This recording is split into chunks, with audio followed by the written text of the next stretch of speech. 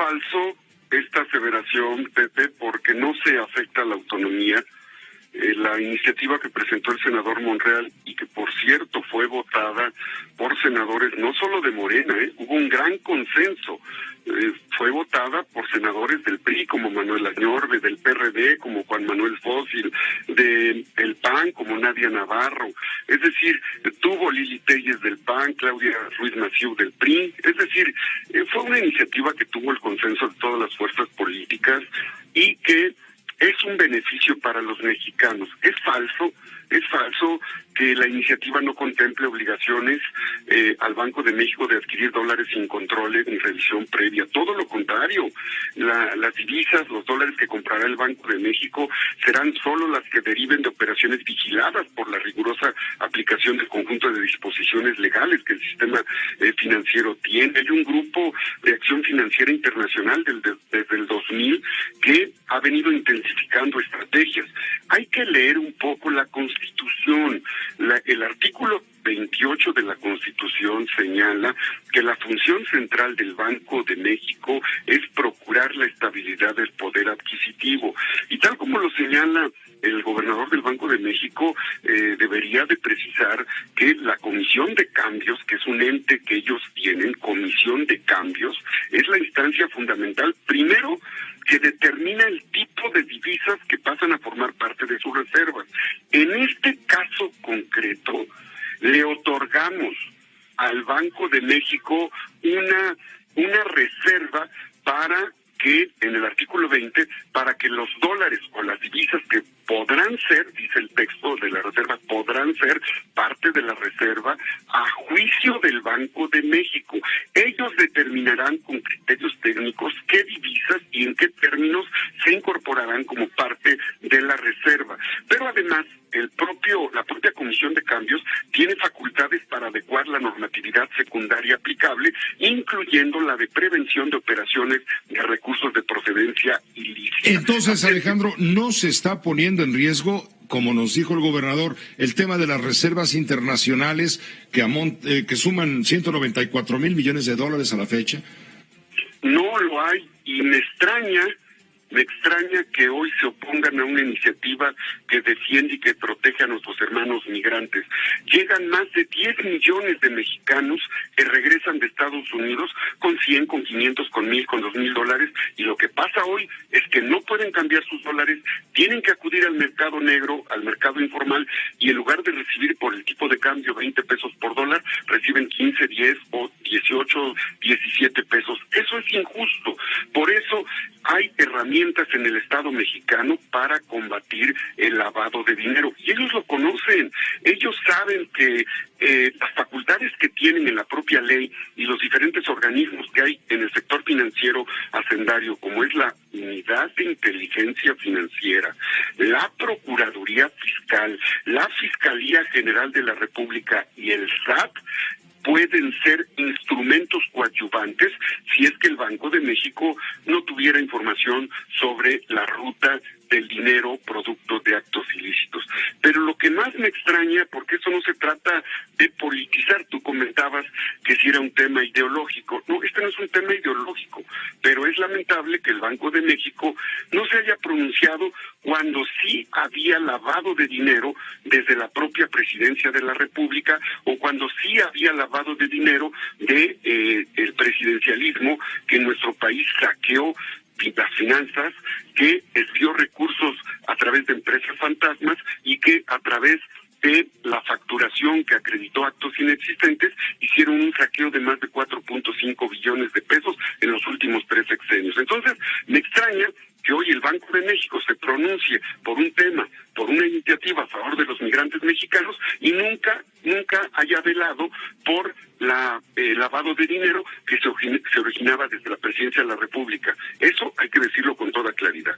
Ahora, Alejandro Armenta, entonces lo que pretende esta reforma es proteger proteger sobre todo a nuestros paisanos que envían sus divisas desde la Unión Americana y que sus familias suelen ser víctimas es decir, del agio, de la especulación descarada de quienes les toman los dólares a mucho menor precio. De eso se trata la reforma, evitar que esto suceda y que el Banco de México les pague al tipo de cambio para que no pierdan. ¿Ese es el fondo? Ese es el fondo, pero además es proteger los ingresos en dólares que llegan a la industria turística. Miles de micro, pequeñas y medianas empresas atienden el sector turístico y hay una aseveración que tampoco comparto del Banco de México, y lo digo con mucho respeto. Ellos dicen que los dólares que están llegando al turismo este año son dólares marginales, son un pequeño monto de dólares. Habla del 1%. Sí, yo no comparto esa cifra, ya se lo compartí al señor gobernador del Banco de México. Las ecuaciones econométricas que ellos tienen no tienen ningún sustento, digamos, estadístico, son proyecciones. Sería desconocer que 10 millones de mexicanos ingresan a México cada año, unos entre noviembre, diciembre y enero y otros en mayo y junio, y que cada uno de ellos llega con miles, sí, te puedo decir 500, $1,000, y esos dólares se pierden en su poder adquisitivo. Hay que conocer a las comunidades migrantes. Desde el escritorio lujoso de una oficina suntuosa de un banco, no se conoce la realidad que vive la comunidad migrante. Yo pertenezco a una comunidad migrante, Izúcar de Matamoros, Puebla, quinto estado con población migrante, y te puedo decir que regresan muchos migrantes con ese dinero y sufren la angustia de que al llegar no les alcanza por el tipo de cambio ilegal o informal que se hace para cubrir la atención médica de su madre, de su hijo, el seguro educativo o reactivar el negocio, el micro pequeño negocio que ellos generan o que promueven a través de estas remesas. Ahora, es una iniciativa social. Por eso te quiero preguntar, pero también esta iniciativa está, dicen los analistas, yo solamente te transmito la inquietud que seguramente tú ya conoces, dice que la credibilidad tendría un impacto negativo profundo en el entorno para promover inversiones y sobre todo estabilidad macroeconómica en México.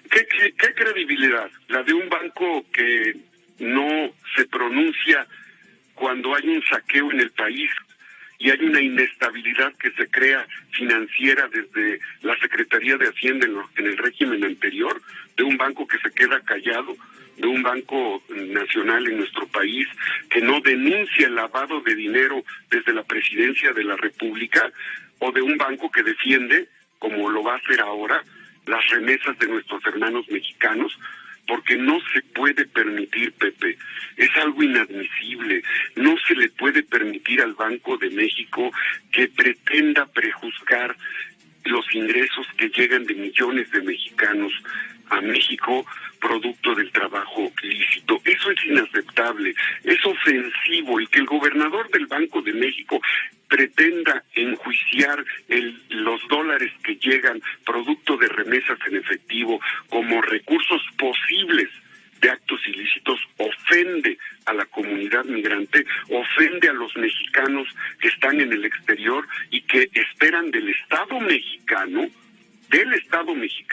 una respuesta a esos recursos que ellos generan en Estados Unidos, y que lo menos que piden es que en México, cuando llegan con $1, se les entregue los pesos al tipo de cambio que corresponde. Debe de haber más sensibilidad de las autoridades financieras y más sensibilidad del Banco de México.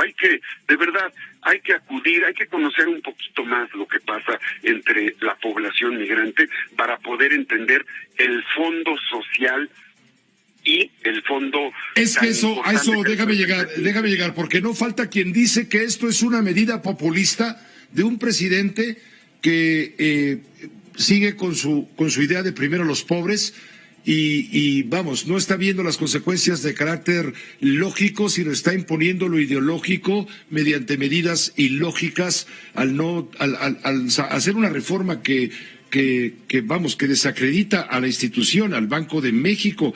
¿Qué responderías ante eso que califica esta reforma como un bodrio letal para el Banco de México? No es así.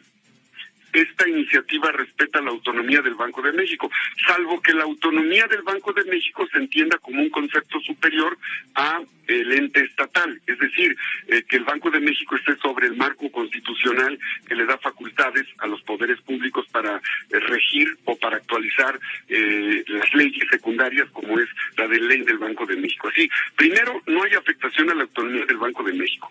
Segundo, es una ley que beneficia a los mexicanos. Tercero, es una herramienta que va a promover la lucha contra el lavado de dinero. Entendemos que las instituciones de México estaban acostumbradas a que los poderes públicos estuvieran sometidos. Más parece, y lo digo también con respeto, Pepe, más parece que el Banco de México se está comportando como empleados de la FED antes que representar al país. Así es que... Como empleado de la Reserva Federal de Estados Unidos, dices. Así es, contundentemente.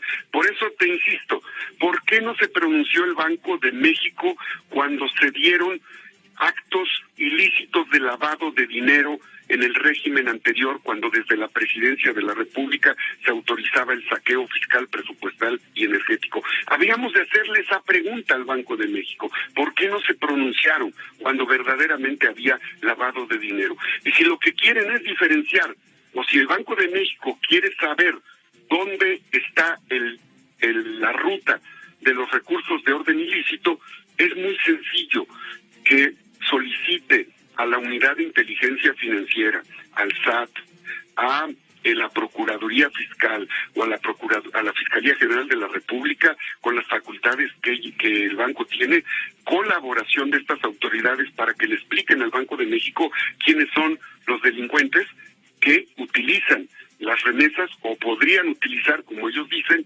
los dólares para lavar dinero. Hoy hay tecnología muy adecuada y hay mecanismos de vigilancia que desde el 2000 se aplicaron a través de la Comisión de Cambios para vigilar y para poder deslindar recursos de procedencia ilícita. Pero lo que, repito, no podemos permitir es que el Banco de México pretenda endosar a los millones de migrantes mexicanos una tarea de actos ilícitos que no corresponden. Vamos a seguir en esta ruta. El Banco de México debe entender que es un ente autónomo, pero que no es el Estado-nación. El Estado está integrado por los poderes públicos, por el marco jurídico, por la población y por los entes autónomos. Así es que creo que se debe cuidar la lógica comunicacional que está enviando el Banco de México, porque está estigmatizando a la población migrante mexicana, que representan 700,000 millones de pesos. Pepe, 700,000 millones de pesos al año ingresan por remesas. Esto solo equivale, para que tu audiencia tenga un referente, equivale a lo que tú y yo y toda tu audiencia pagamos con nuestros impuestos por el servicio de la deuda heredada a bancos, el 80% extranjeros, por el pago de la deuda. Así es que no es un tema menor, y no es un tema de populismo.